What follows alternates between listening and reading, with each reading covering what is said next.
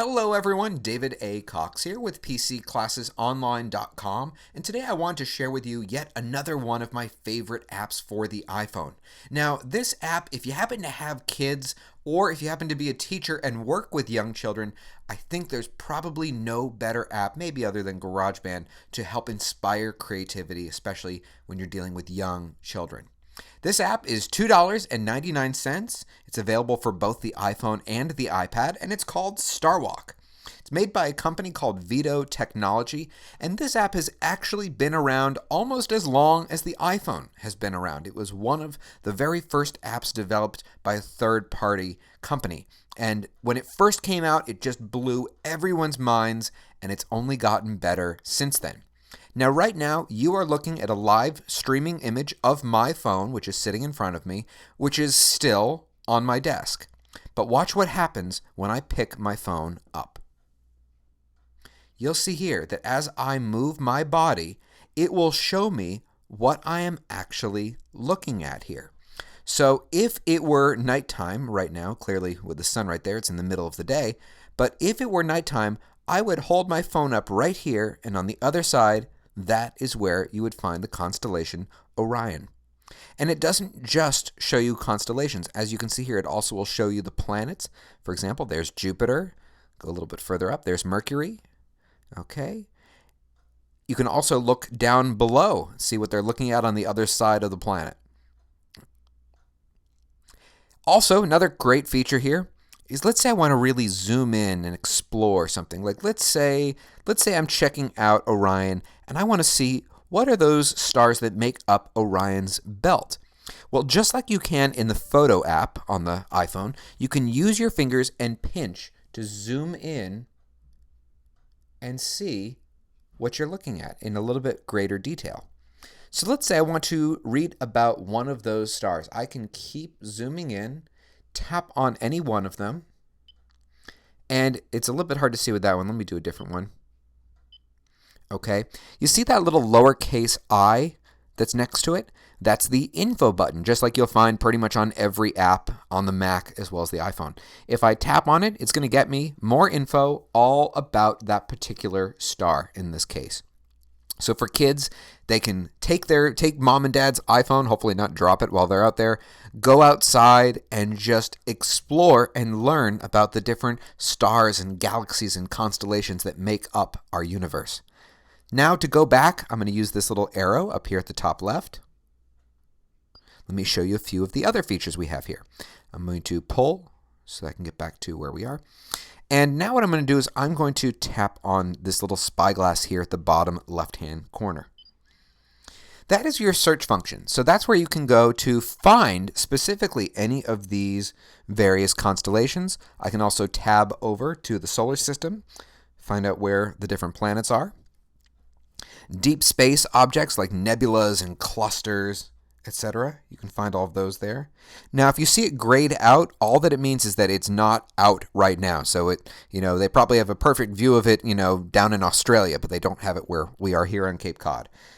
Stars and even satellites. Now, satellites, it can be kind of hit or miss.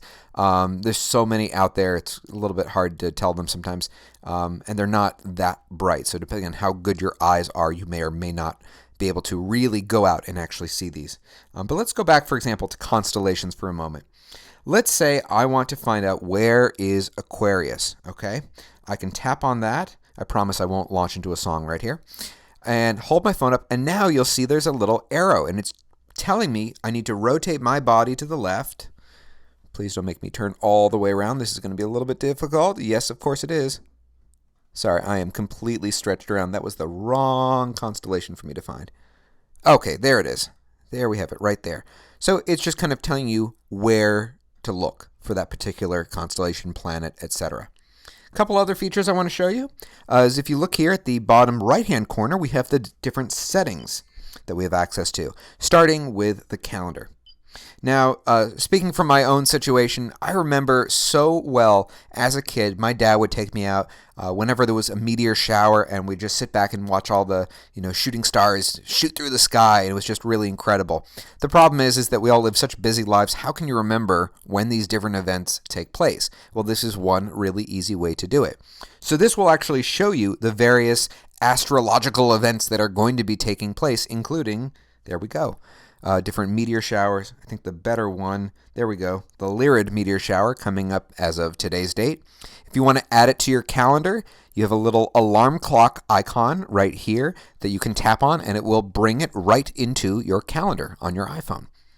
A couple other features I want to show you here in settings. We have Sky Live, which will just simply tell you when is the sun rising and setting, what the moon is doing, what phase it's in, and when some of the more visible planets are going to be rising and setting.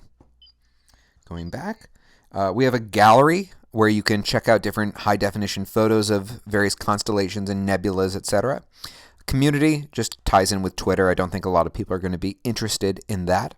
There are some helpful settings that I'll recommend to some of you. One I actually want to mention that's not on this screen is the very, very first time you open Starwalk, it's going to ask if you would like it to send you push notifications. Push notifications, they're great with Facebook, they're great with news apps. It's really not necessary for this particular one, so my advice is that you say no. Another thing that's going to pop up, again, the first time that you launch the app, is if you allow it to use your location. Yes, because otherwise it's going to be very, very wrong, probably. If you take your phone out late at night, it's a good idea to use this night mode. It's just going to give everything that infrared look to it. It's just a lot easier for your eyes to adjust between this type of screen and the sky as opposed to the normal mode. You'll see here that I have satellites turned off. There's just so many of them, it kind of clogs the app, I found, so I tend to recommend that you turn that off. Scrolling down a little bit further, we do have an option to turn music on or off. By default, it comes turned on. It sounds a little bit like Enya, and Enya is great for about 5 seconds before I want to punch someone in the face, so I do recommend turning that one off. The sound effects are just kind of cute. You can keep those or leave them, whichever you prefer. Scrolling further down, we have constellation options. So do you want it to be dots, connect the dots, or something a little bit more interactive so you can actually see what they were all looking at when they were on peyote? And finally, we have external display options. Not many of you are going to be using that, but yes, you can mirror your phone to something like a computer or a TV that's hooked in with Apple TV or even a cable, theoretically. Going back, final option I want to show you here is up here. You'll see it in a second on my screen. If you look at the top right of my screen, we have those two little buttons right there. I'm just going to use the one at the top. And so what that will do is you're about to see my office. Okay, so there's my two monitors. But the idea with this is it uses the camera so you can, and there's my cute little vintage iBooks. Yes, they are art. And you can use this so you can see the camera, what really is on the other side of your phone, as well as have it overlay with the actual app. I'm going to turn that off right now.